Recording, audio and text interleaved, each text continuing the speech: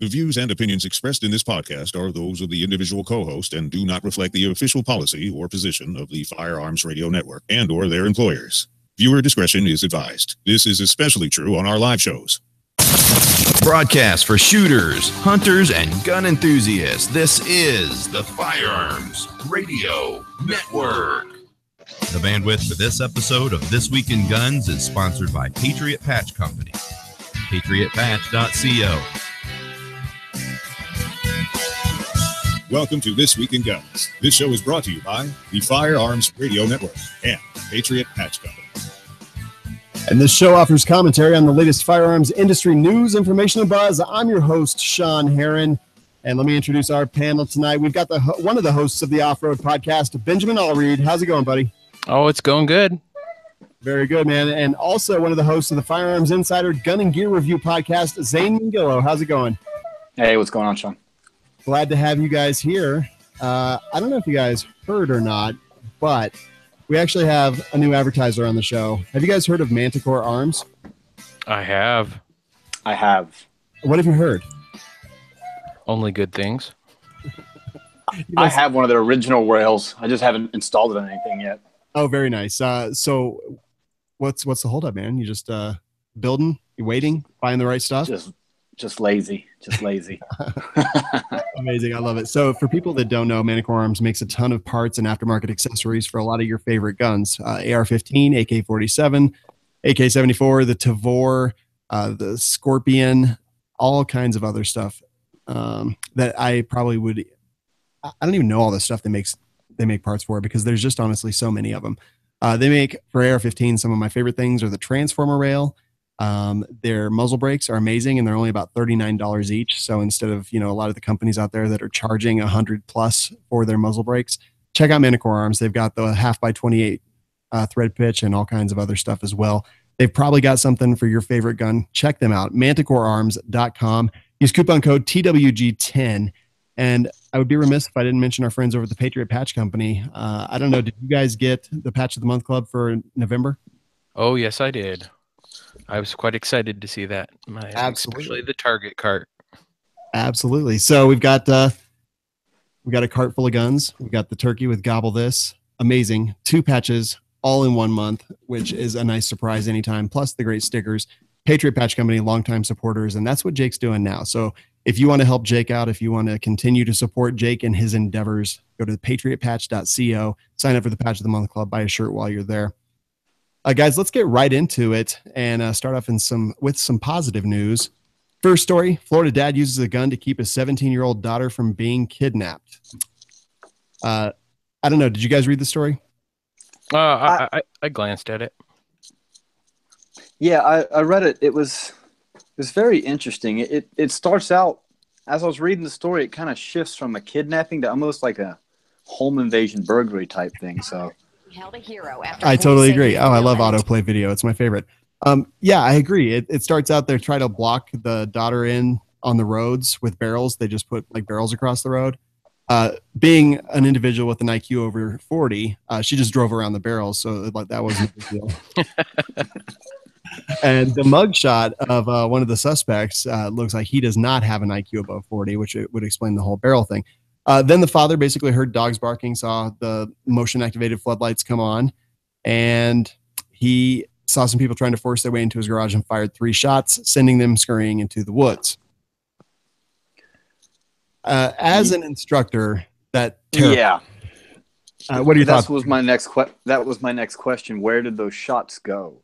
Right. It doesn't say anybody was hit. So what did those shots hit? They hit something. I guarantee that. Absolutely. I always say, man, every time as a civilian, every time a bullet leaves your muzzle, it has a lawyer attached to it. And I mean, without possibly a life attached to it, a lawyer attached to it.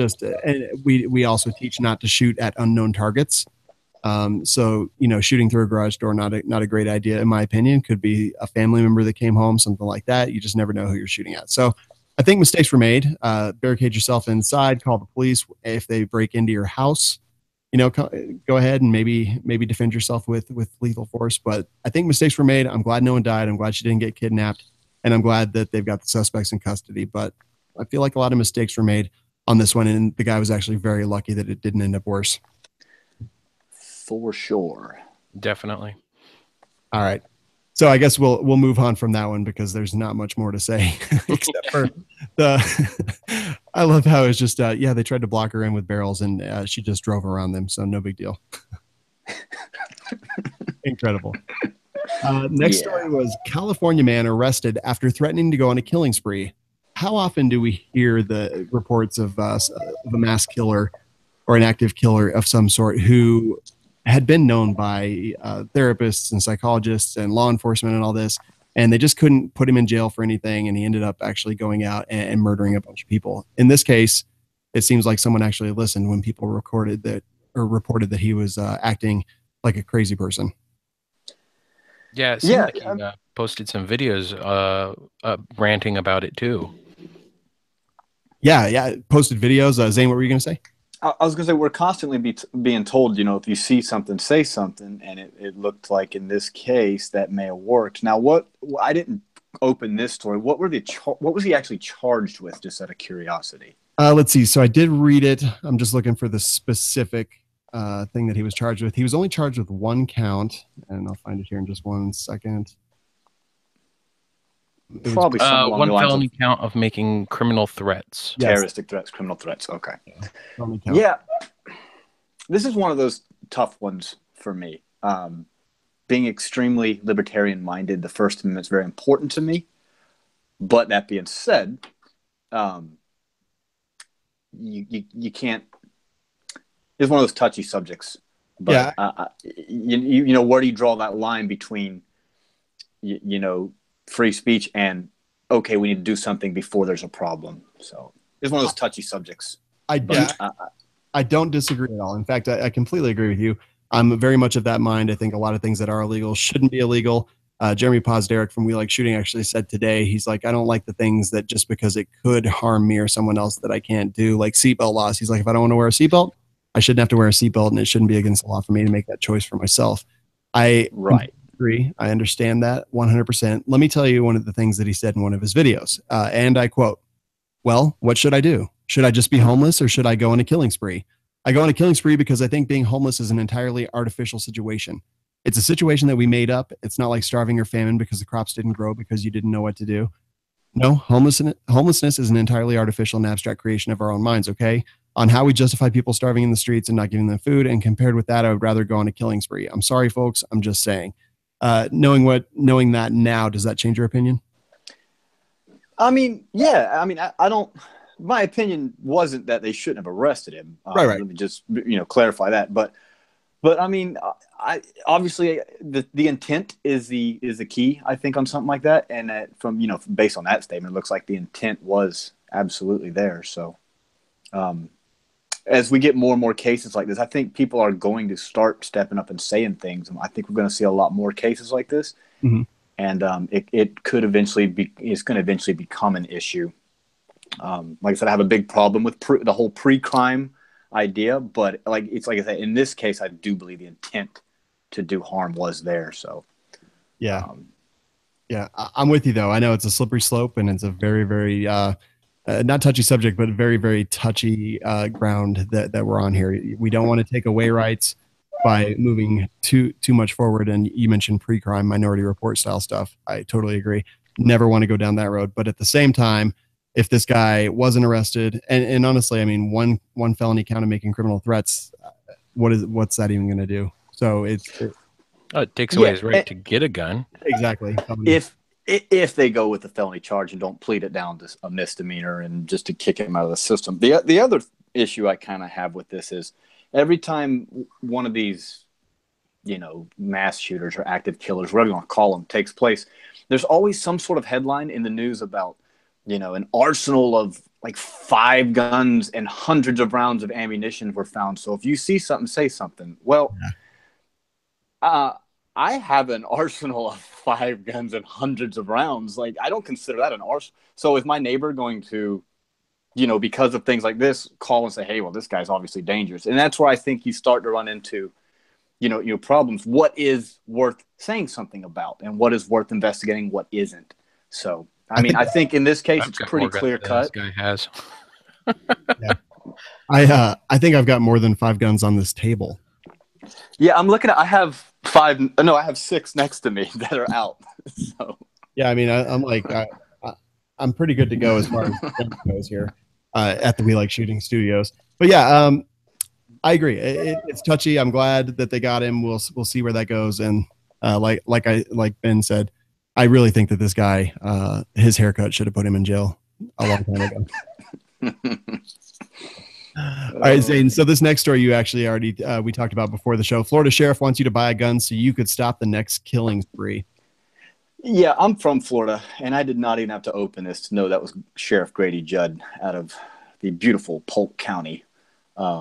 He's known for making statements like this. He made a statement once before about, if you try to kill us, we will kill you worse, or something like that. Like, he's good at making statements like this.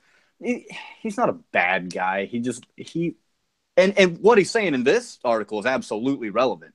But yeah, he sometimes does that. Says he's very flamboyant's not the right word, but Outspoken.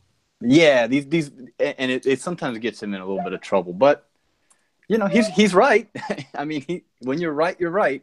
Yep. Quote from him: "As long as we live in denial that it can't happen to me, and there's not someone there ready to fight back, then those that want to harm us can freely harm us because there's not going to be any resistance." I think that that is it in a nutshell, and completely how I live my life.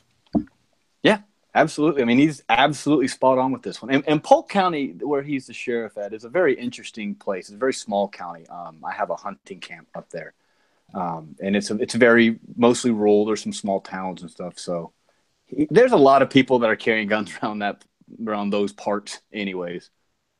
Yep, totally.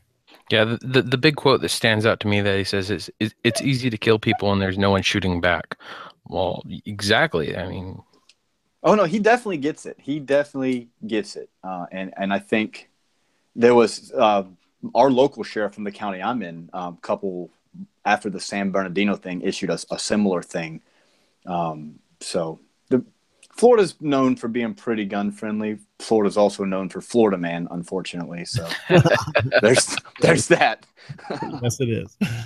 All right, just briefly wanted to touch on the next story. The Peters Model 624 suppressed revolver. I personally have never seen a suppressed revolver before, which this thing's ugly.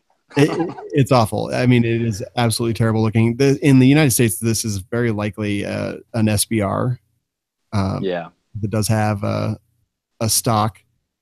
It's like a weird wire folding stock, something that you is can see weird. on like a Spaz shotgun or something. It's a strange stock. Yeah. So basically, the front of the cylinder has looks like some sleeves that basically cut all that area out and seal that up into the suppressor. But then it's got wings that fold forward off of the cylinder to reload and whatnot, and then those wings come back and cover the cylinder completely. So even the cylinder flash, all that outgassing, everything there is basically being routed down the suppressor. It looks like. So suppressors aren't really known for staying cool. No. How many times are you going to be able to pop that wing open to reload before it's just too hot? Great question. And it definitely depends upon the material. Yeah, I don't know. It's got a laser and a flashlight on a Picatinny underneath the suppressor on the front. It's got a Tasco Pro Point. Super expensive optic on top of that thing. So the inventor is Joe Peters, and he is apparently in Germany. He posted on the Smith & Wesson Revolvers page on Facebook. It said, "The only real silenced revolver in the world, PSDR3, made by myself for," and this is something I thought was very, very crazy, "the SWAT teams in Germany." I take it German police don't use HKs? Apparently they use 6-shot revolvers because that's what this is made of. 6 or 7. Traveling back in time. Yeah. Nope, it's a 6-shot revolver. So I'm sorry, but I highly doubt that the SWAT team would use this. I highly doubt that anyone would use this. I don't know. I can't imagine anyone buying it, but I can imagine a lot of people wanting to shoot it. I mean, unless it's for the cool factor that, look, what I have something cooler than what you have. There's really no reason to own this. Yeah, completely agree. And then it's like a Desert Eagle. There's no practical purpose for it, but you still want one, kind of. Well, I mean, there's practical reasons, like when you want to shoot flaming halos. Yeah, you want to kill someone right next room, and then the friends in the room past that, and then the room past that as well. But then again, I guess we're not supposed to shoot at unknown targets, so maybe not. No, I actually love Desert Eagles, but again, yeah, it's not something that I need. It's just something that I want really badly. Oh, I'm with you. Lastly, in the positive news, churchgoers choose to attend church armed after Texas attack. Posted on Breitbart, congregants choosing to worship while armed post-Texas attack. Says in the wake of the Texas church attack, a Bible and a handgun have become the logical concealed carry combo for pastors and congregants throughout the country. In Colorado, the churches that I'm familiar with, there's already armed security there. People are welcome to concealed carry as long as they do it safely. And I guess I just assumed that's kind of how most places were. Benjamin, what are your thoughts? So when I started working for Rainier Arms, one of my pastors, he came up and he's like, "Oh, I heard you got a new job. Where are you at?" I'm like, "I'm at Rainier Arms." He's like, "Oh, you're around guns all day." I'm like, "Yeah, I carry all the time. I'm big on it." And he's like, "Oh, that's great. I didn't know you carried it." And he started rambling off all the members of the congregation that he knew that carried. And it's even asked me about his daughter getting some training. I'm like, "Go to this place." It's you would think nowadays it's commonplace with even before Texas happened. Yeah, I completely agree. Zane, how about out there? Yeah, so I was raised in church. I don't really go much anymore. But the church I went to, the preacher carried a gun from the pulpit, and a lot of other people did too. I think it's really a shame that it takes something this terrible to get people to get serious about their own safety. I'm glad they're getting serious about it. I wish people would learn from lessons past and not have to wait for something to happen to them before it changes their mind. Yeah, I totally agree. But I mean, let's think back to coming up when I was a kid, when I was growing up in elementary school. Fires in the schools killed a lot of kids back then. But because those bad things happened, we made changes. We did fire drills. We had excellent equipment installed. We changed the building materials so that they didn't burn as fast or it didn't burn at all. And, we took action to make sure that fires weren't killing children in schools, because schools are supposed to be a safe place. And I think this is just kind of the natural progression of that as well. We learn from the mistakes that we make as a country, as a society, and move forward and get smarter and hopefully better at staying alive when bad things happen. Yeah, absolutely. And I put on my instructor page the other day that any of the local churches want to contact me. I'll be more than happy to go, do a walkthrough and give some suggestions. I'm not equipped to like train some sort of a, church strike team or anything. Yeah. But, I'll help out in any way I can with it too. So, and I'm glad people are starting to take it serious. Yeah, I totally agree. Yep. I'll tell you what, 1958 was the last time that we had more than 10 children die in a school fire. That was Our Lady of the Angels School, Chicago, Illinois. 95 children died. But you can see statistics going up to that point. 1937, a school fire killed 294 children. And obviously just getting better every single time by changing and making sure that our kids are safe with the tools that we have at our disposal. So, like having fire exit. Yeah, I was going to say, I'd like to point out we didn't ban Bunsen burners from schools. That wasn't one of the things that we did. No, absolutely. Or electricity, or right, might cause a fire. So yeah, I think it's completely valid. I think it makes a lot of sense to me. And like I said, most of the churches around here that I know of, we had a New Life. We had that shooting, I guess has been maybe a decade ago or a little bit longer now. But guess what? Bad guy with a gun was stopped with a good girl with a gun that time. So I think good news for everyone. And we're taking something positive out of something awful. So I did say that I was going to end the positive news, and I am going to do that drastically here while we talk about there was a shooting spree is what they called it. California man on random shooting spree near elementary schools, kills 4, injures 2 children was the original headline. Looks like this dude basically, I'll try to paraphrase to the best I can without misstating anything. But this guy was basically a nut job and had stabbed one of his neighbors and basically had to go to court and had his gun rights stripped. He was not allowed to own guns at any point. Thought that his neighbors were cooking meth and was increasingly upset and agitated about it. New information this morning. Oh, I love autoplay video. So apparently he texted his mom and said that he's done all he could. Mom, it's all over now. I've done everything I could, and I'm fighting against everyone who lives in this area. Killed his wife, buried her under the floorboards, went out multiple different places, and just started shooting. Just kind of went on a rampage. And ridiculous. I will say that he did shoot into a school, but he was not actually able to get into the school. Some teachers heard gunfire, locked the doors, barricaded everyone inside, and he was unsuccessful trying to enter the elementary school, though he did shoot into it from the outside of it. And once again, these teachers or administrators, they thought quick, they thought on their feet, and they did everything that was in their power to make sure that he didn't get out of school, and he didn't. And how much worse could it have been if they hadn't been prepared for it by learning about their options from other horrible things that had happened. Yeah, it sounds like for once, lockdown procedure worked pretty well. Yeah, and pretty quick apparently as well. Yeah, the ability to barricade in place is not only the ability, the knowledge and training to do it is absolutely necessary, and should be incorporated into all schools. I think it should be just like a fire drill. Yeah. I've been lucky enough to train many administrators, staff, and parents of two separate school districts now on active killer response, and not just force on force training, but how to react, how to barricade, hand-to-hand stuff as well was part of these courses. But a big, huge component, and I almost mentioned it in the last story, but I figured I'd just mention it right now for both, is medical. Yeah, carry your gun to church.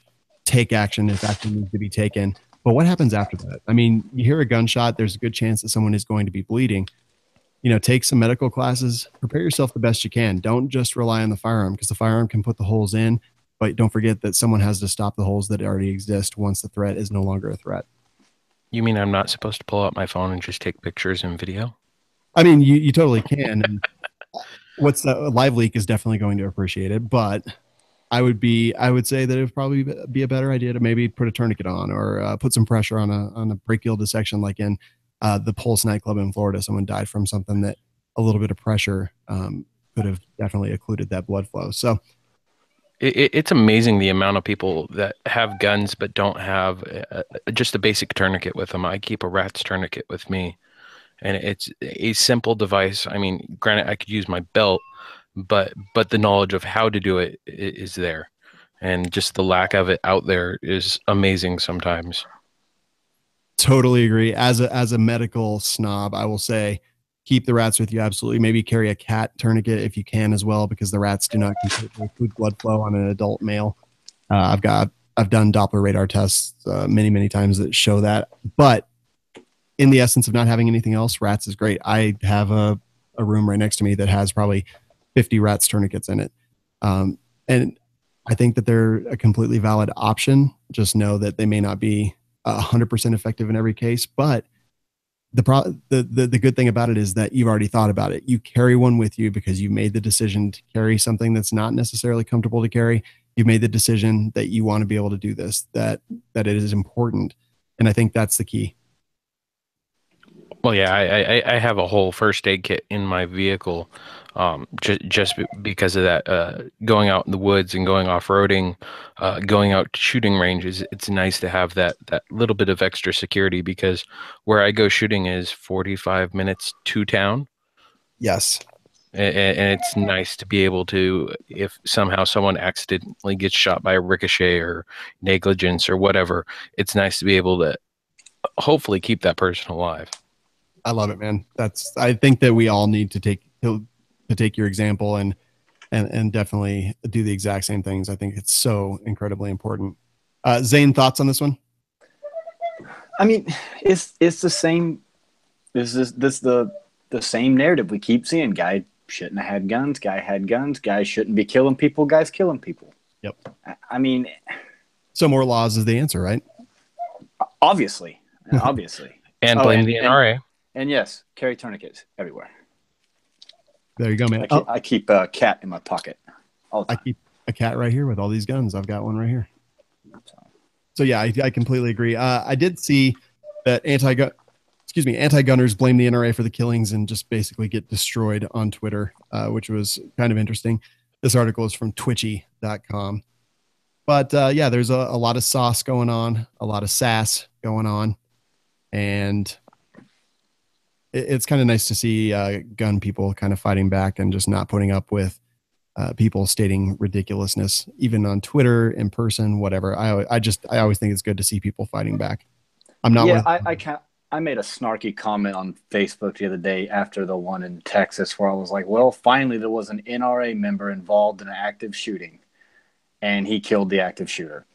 Just to kind of push the buttons of some of my liberal friends, but it's the same narrative. Every time anything happens, it's the same on both sides. It's the same narrative, and it's kind of irritating. You have the one side who's pushing, well, this is why we need more this, and then on our side you have the split. You have the people that are, oh, well, we need to, let things be. We need to wait. We don't want to dance in the blood on the streets, which is valid. But then you have the rest of the people who are, no, screw that. We need to fight fire with fire. And it's the same thing every time, and nothing ever gets accomplished. It's just a bunch of back and forth. So, yeah, agreed. All right, that'll bring us to the next story that I want to talk about. And the headline here is interesting, especially in what we had already said about the attempted kidnapping. The guy shoots through his garage door, doesn't know where they went. But the headline here is Good Samaritan faces charges for missing gunman and shooting a house. I'll set the scene for you. Tyrone Taylor pulled into a gas station just as a robbery suspect. Satulo was fleeing the store.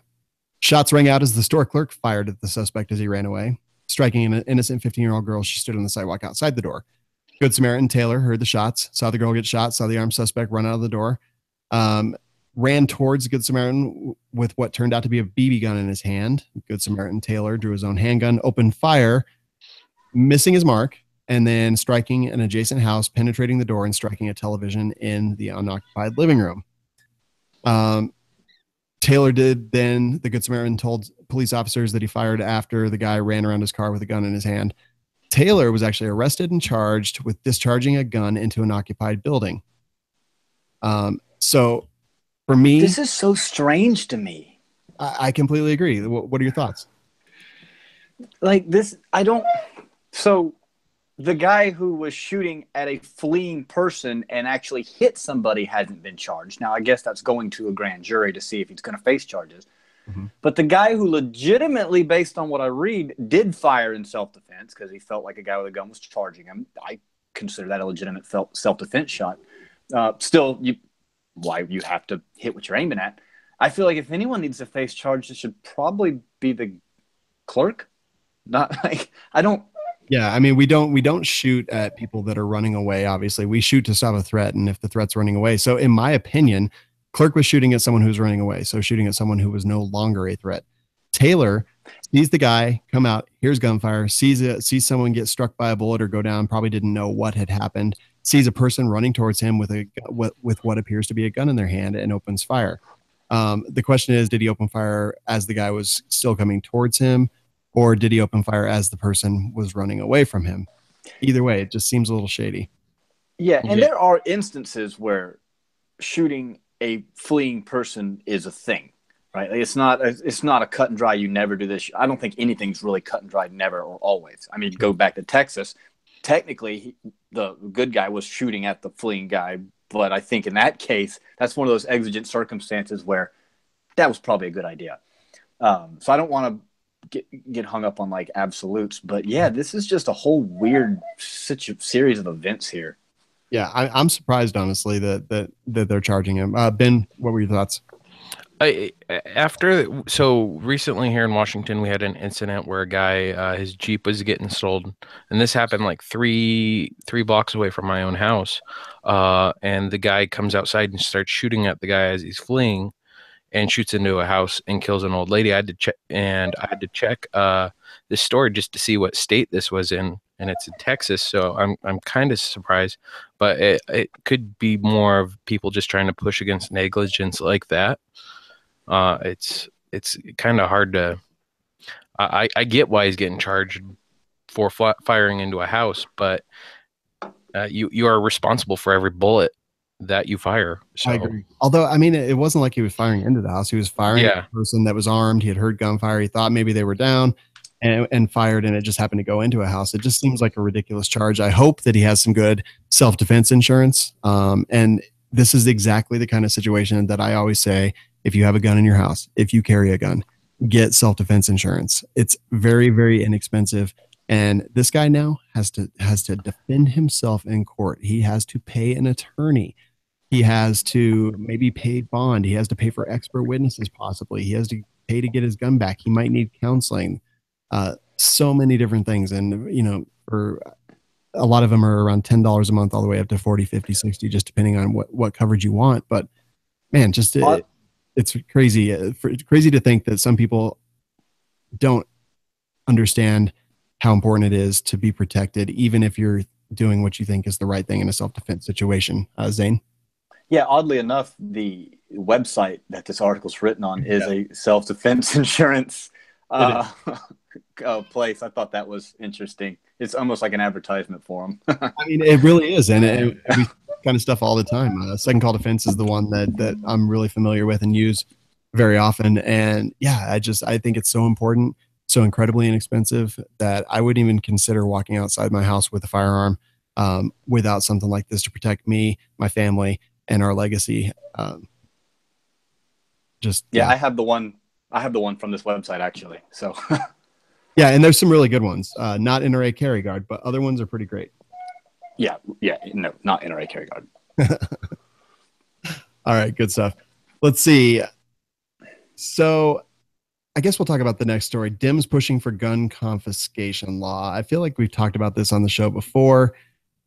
And ABC News reports the firearms confiscation order is part of solution to mass public attacks. Senate Democrats pushed 9 different gun controls during the past 6 weeks. ABC News has now emerged with a 10th gun law, which they suggest may be the ringer. That law would legalize firearm confiscation orders like those in Washington state. Such orders allow a judge to issue an ex parte order for the confiscation of an American's firearms. This means the order can be issued without the firearm owner even being present for the process. His or her first knowledge of the order would come when police knocked on their door to sweep the house for firearms. Oh, look at that due process there. That's exactly what I was going to say. You know, this is one of those things that really irritates me, because so many people of, well, quote unquote, our people, the people on the right, the gun people, will sit there and tell you that no one's ever going to literally go door to door and kick in guns. No cops are going to do that. And I'm like, well, yeah, they will. If they have an order signed by a judge, they absolutely will. Like, don't make any mistake about it. Like, you're kidding yourself. We already our rights are being trampled on every day, and it's because there's a legal means around it. Just because they pass a law stating you can do something does not make it okay. And I think that's what we need to wise up to, is that this is a blatant violation of our rights. And just because someone has a piece of paper that says you can do it, you can't. And we need to contact our legislators and whatnot and tell them that this is a no-go. Like, nah. Yeah. Of all the legislation, in my opinion, this is one of the most unacceptable that I see. This is egregious. It is. Like, if you take out due process, then I'm not interested. And to be perfectly honest, and this may sound callous, I don't care if it saves lives. You're not going to take away rights of Americans to feel better about things because it may prevent something.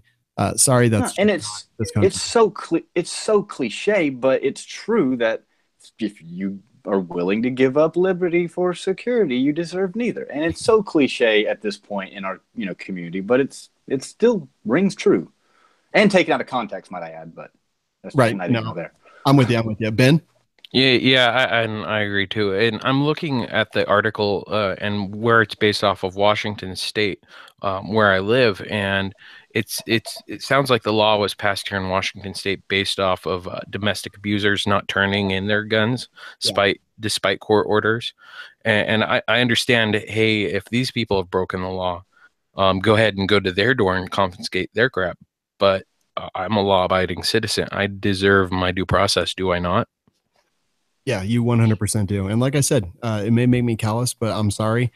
If it saves lives, that is not acceptable to turn over our freedom as Americans. Like, a lot of things will save lives. How about we outlaw cigarettes? How about we outlaw cheeseburgers? How about we outlaw soda?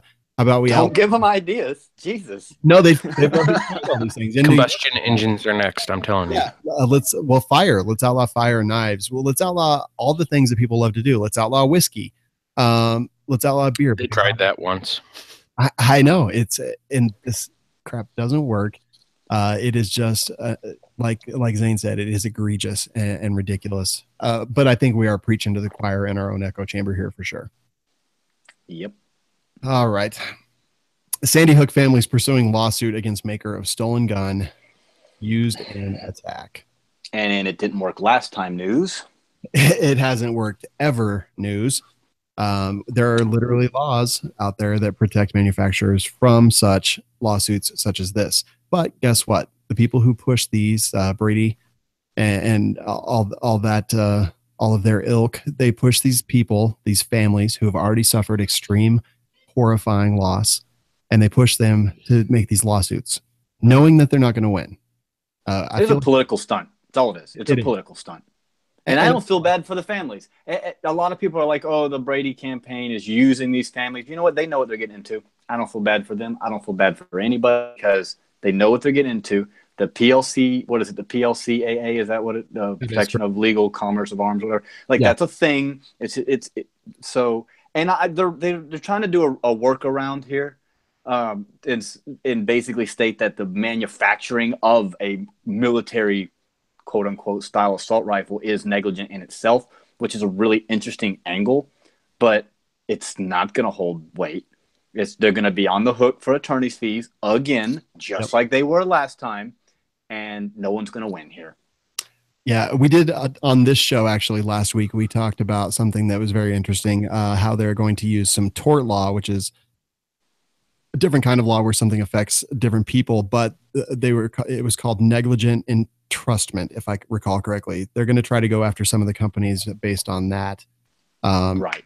Which, in my opinion, unfortunately, I think has a better chance of working than this kind of stuff, because the PLCAA protects manufacturers from these frivolous lawsuits, but tort law is something completely different. So I'm very interested to see where that goes, and a little bit anxious, to be perfectly honest.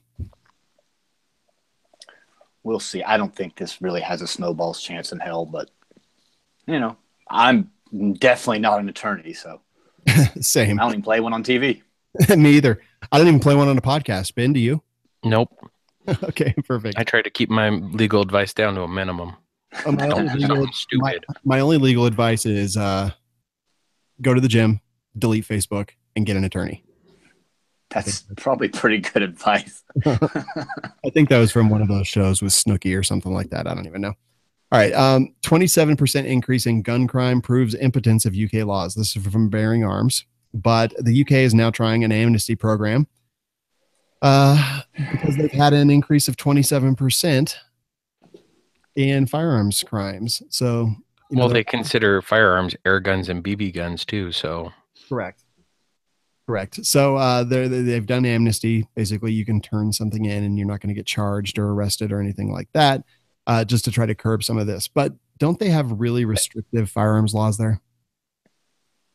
Yeah, this is evidence disposal program. Is all this is. Like, what do they expect to happen? Yeah, you're going to get a couple of old ladies whose husbands died that's had whatever in the. I don't know what kind of guns they have in the UK because they have such ridiculous laws, but you'll get a few of that. But the majority of this is going to be the same thing with our buybacks we have here. Trash that doesn't work anymore. Old ladies whose husbands died, and they don't want it in the house anymore. And criminals turning in evidence under amnesty. So I honestly, I don't think criminals are going to turn their guns in. I think that criminals. you're probably right. Not in the UK because it's too hard. It might be hard to get another. It might not be hard to get another one. I don't know. What's the black market like over there? I'm not sure, but I mean, if they've had a 27% increase in gun crime over the last year, I'd say that it's probably not that difficult to get guns or to find guns or to purchase them somewhere. So I don't think they care. The only, like you just said, the only people this affects is the old lady whose husband died and she found a gun and she's been living with anxiety every single day because she's afraid she's going to get taken in and thrown in the slammer or the pokey or whatever what do they call it over there? I don't even know. She's going to get thrown in there for the rest of her life and she's not going to be able to see her grandchildren anymore. And she's going to come turn it in and be so thankful and cry tears of true joy because she's been so anxious about it. While the criminals are still going to be there with their machetes and their firearms and doing the criminal things that they've already been doing. I don't think they're going to turn them in. I don't think they give a hoot about this at all. I think it just affects, the citizens, but not the criminals. I'm just thinking if I got a gun that's already got a couple bodies on it and there's a pretty lucrative black market that I can get one that doesn't, I'm going to get rid of the one that's got bodies on it and use a fresh one. That is not legal advice, by the way. Zane, you've been on a few boating trips lately? Well, Well, you already admitted that you had an arsenal of over 5 guns. So. Of over 5 guns. Yeah. All right, you just got to get 5 high points, and then that's the ones that they can confiscate. I got a Mosin. I don't have any high points, but I do have a Mosin. Oh, I've got a high point right here. You can borrow mine. No, I'll pass. And don't have Savage send that to me. I was going to make that joke, but I didn't know if you guys listened, and I didn't want you. All right, good stuff. So yeah, UK, I guess try again. I don't know. The next story is kind of depressing from Breitbart. Senate Republicans may be ready to cave on gun control. Senator Chris Murphy, Democrat, Connecticut, took to Twitter on Wednesday to hint that his Republican colleagues are ready to cave on gun control. We already talked about 10 different gun control bills since the October 1st Las Vegas attack. Senator Murphy personally pushed for a ban on bump stocks and assault weapons and calls for more background checks as well. But he did post on Twitter, November 15th, 10:14 a.m. Eastern Standard Time. Big news, super close to a bipartisan breakthrough on gun legislation. Stay tuned. So, I don't know. Ben, I want to start with you. I think I'm in Washington. I'm already screwed. They're trying for an assault weapons ban here now, and it's just like, what state looks good now? Right. Yeah, I mean, I completely agree. It's I would be willing to move if they put an assault weapons ban into place in the state that I live. I mean, if it really comes to it, I mean, Wolverines, but it's. And I will say that there's 9 Senate Republicans that signed a letter calling for a hearing on bump stocks after the Las Vegas attack.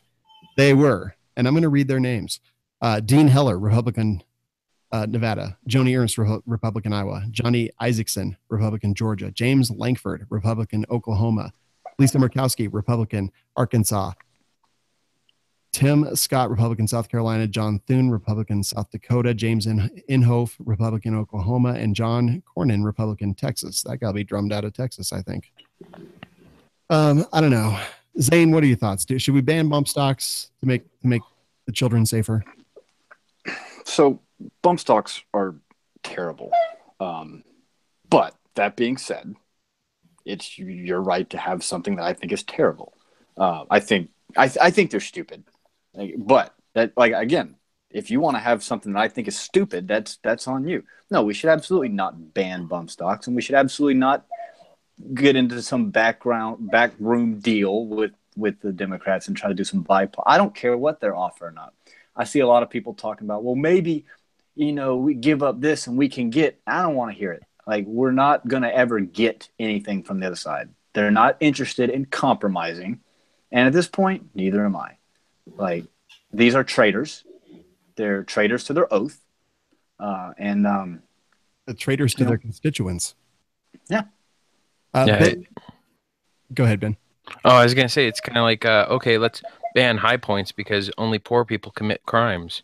They have tried that in the past. That Jim Crow Saturday night. Yeah, Jim Crow Saturday Night Special, guns. That was a thing.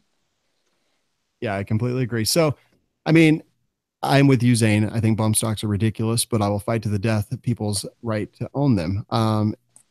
and I say that obviously tongue in cheek, but I mean, I really do think that, I think enough is enough. I think that millions of bump stocks exist out there right now. In fact, I've got 3 in my garage just waiting until the price is right, because I think they're ridiculous. I think they're silly. I don't think they do anything. I don't like wasting ammo. I like, practice with a purpose, but I keep them. I have them. I want everyone else to own them if they choose to own them, because that's, again, what our country was founded on, are these freedoms. And I think because one person used a couple bump stocks out of the millions that exist in the population, we should not put legislation in place to outlaw that. I mean, No. If we can go buy a full auto machine gun, then why shouldn't we be able to have bump stocks? Sure. Well, and this has been gun the control created bump stocks. Like, I just like to remind everyone that if it wasn't for gun control legislation and the Hughes Amendment, bump stocks would not even be a thing. Yep. Ben, what were you going to say? I was going to say we this is what, the first crime with a bump stock that I'm aware of. Yes. So it's like, okay, out of, we'll say 10 million bump stocks that are out there and one crime. What's that say about cars and drunk driving? If you want to bring in that analogy, or any other one, it's like it takes one bad guy to do one bad thing. But what about all the good guys? They haven't done anything. Yeah. But it was a super bad crime, though. Like, uber bad. Yeah. I mean, in my opinion, murder is murder. The severity of the murder doesn't really matter. I think that murder should be, put to death. I believe in capital punishment for specific things like that. I guess finally, the last thing I'll say here is we have gotten complacent as the Second Amendment community because we thought Trump was in office. We thought we had Republican control of several portions of the government. But guess what? We are not safe, because now we've got 9 Senate Republicans signing a letter calling for a hearing on something that is owned by millions of Americans and used every day in non-criminal ways, just turning over, showing their stomachs because they want to make a difference, or I'm not even sure why they would possibly do it. So we cannot sit on our laurels. We cannot rest. People said the NRA was playing chess, not checkers, when they said that the ATF should re-examine bump stocks. I say BS. I say that when the NRA said that, it opened up these Republicans to doing exactly this. I think they weren't playing chess or checkers. They were playing Connect 4, and they failed at it epically. Yeah. Agreed. But that's just my thought. Let's see. I guess I just want to remind everyone before we move into the I'm Offended news that you can pledge your support for shows on the Firearms Radio Network. Go to firearmsradio.tv/pledge. If you want to help out FRN, you can go to patreon.com/FRN. You can go to firearmsradio.tv/Amazon. And before you shop on Amazon, I use this almost every day because I order on Amazon like a hoarder. It's something I do. I don't know. It's a hobby. I always go to firearmsradio.tv/Amazon, search for what I'm searching for, and then FRN gets a portion of that back. I did it before I took over. I do it after I took over. And I think that it's just a great way to give back without having to do anything differently in your life. So if you'd like to support us, firearmsradio.tv/pledge, patreon.com/FRN, or firearmsradio.tv/Amazon. And now it's time for the I'm Offended news. It's like, where do we even start? How about we start with Gabby Giffords sues Trump to determine NRA ties. As reported in Breitbart, Gabby Gifford, I guess we should be happy that she found purpose for her life. I just wish it wasn't to take away the rights of us. But Gabby Gifford's gun control group is suing the Trump administration, seeking documents it alleges could show the NRA has influence over President Trump's gun policy decisions. Zane earlier mentioned we already know this news, but yeah, that's what lobbying is for, people. That's exactly what lobbying is for. That's why we support the NRA and their lobbying efforts, so that they do have influence over the president, congressmen, senators, when it comes to gun policy. Yeah, it's not a secret. Like they spent money openly, publicly, saying Donald Trump's our guy. Like, this isn't. I don't. I mean, wasn't he speaking there? Right. I like, this is literally what lobbyists do. They gain influence over whatever rights or policy that they are lobbying for. I mean, they literally, if anything, the NRA should be using this and playing chess, not checkers, and saying, yeah, see, guess what? We have influence over gun policy decisions in your government, in your executive branch of your government. Give us more money. See how we have used it for success. If Gabby Giffords says that we've used it successfully, we must have been doing something right. Yeah, unfortunately, I think that this is how politics are going to be from here on out. Whatever side loses is just going to throw a fit until they either find something to get rid of the person they lost to, or until the time's up and then they win the next time around. And then the other side is just going to do everything in their power. It's just. Yeah. And I would suggest that Donald Trump Jr. probably has a lot of influence over his father's decisions as relates to gun policy decisions. Should they, I don't know, should we excommunicate Donald Trump Jr. now just because he may have advice for his father, who is our president and commander in chief? No, probably not. The Huffington Post suggests that Trump administration's response to the October 1st Las Vegas sounded a lot like the NRA's talking points after mass shootings. In making this point, the Huffington Post overlooked the fact that President Trump and his counselor, Kellyanne Conway, in fact, voiced opinions that ran counter to NRA positions. The only reason I read that line of this article is because, again, complacency. Do not get complacent. Make sure that our elected officials in both the executive and all other branches understand what our desires are as far as compromise, that there should be none, that we cannot accept any, that we have given up enough.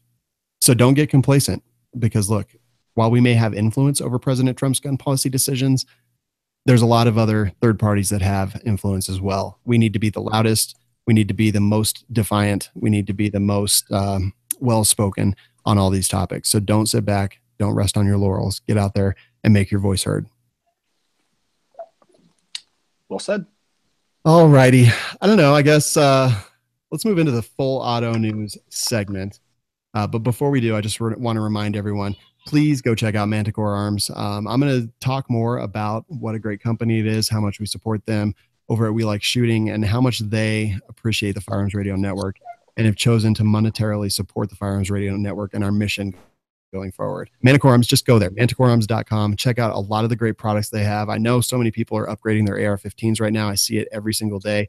Just go take a look. If you've got an AK, take a look at their stuff. Their AK furniture is some of my favorite that I've ever used. And use coupon code TWG10 to get 10% off your entire order. While you're on the internet, go to patriotpatch.co, join the Patch of the Month Club. Trust me, even if you don't like patches, you will become a raving patchaholic just by going to their website.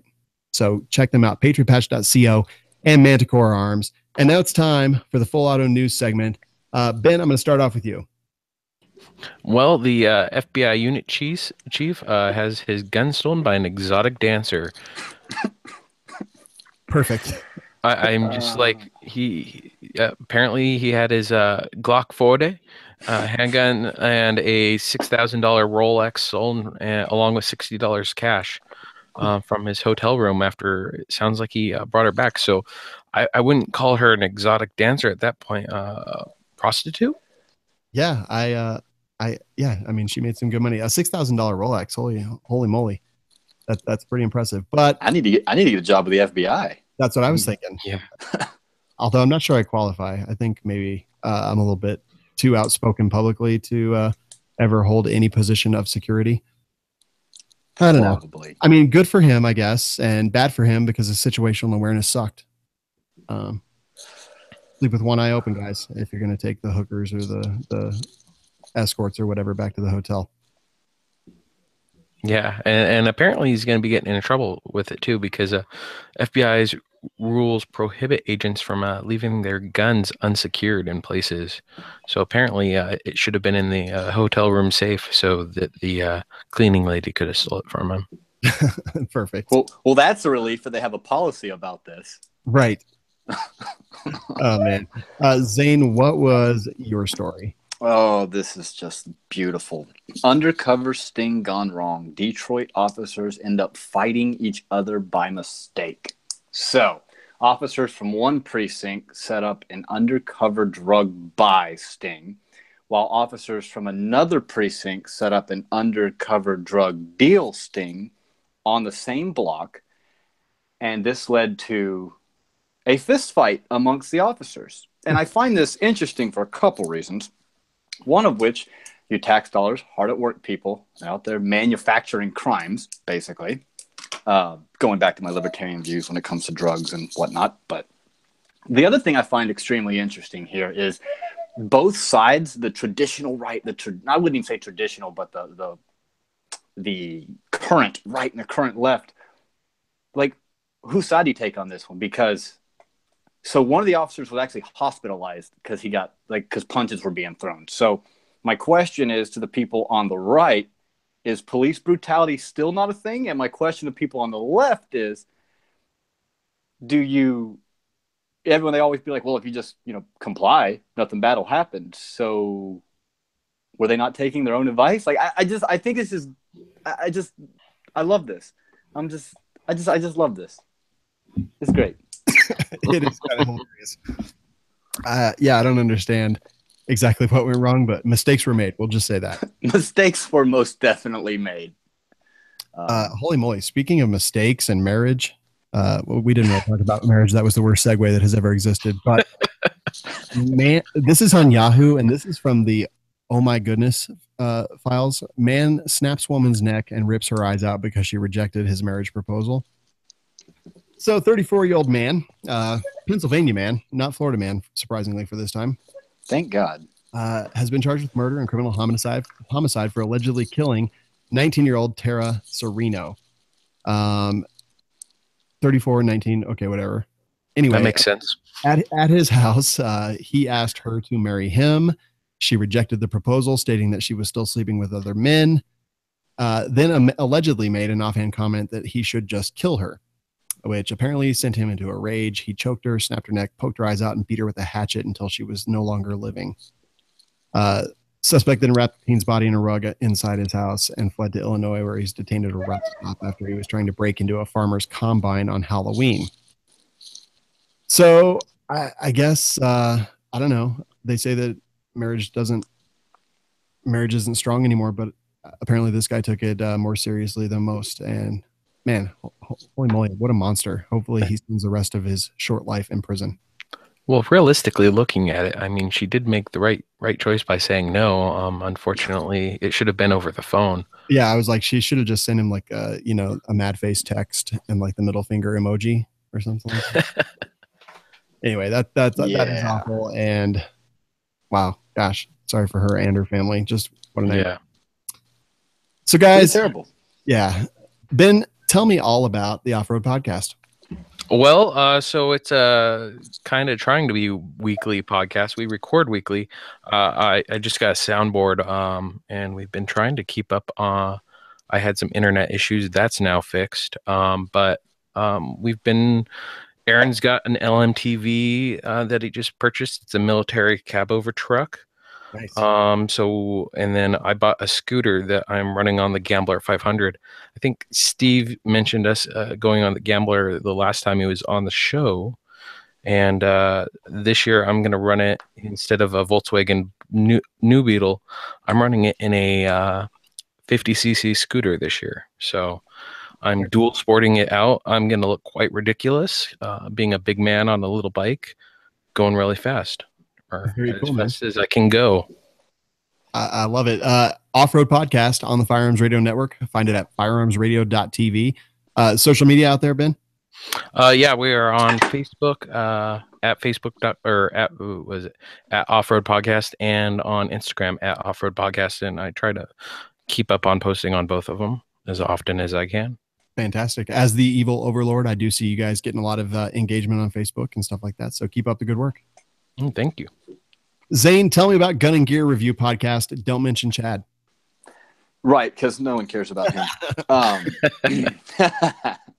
Yeah, we're doing weekly podcast, usually about an hour long on Tuesdays at 9 Eastern time, I think. Yeah. Writing reviews, talking about new products. I'm explaining why I'm right and everyone else on the panel is wrong, typically.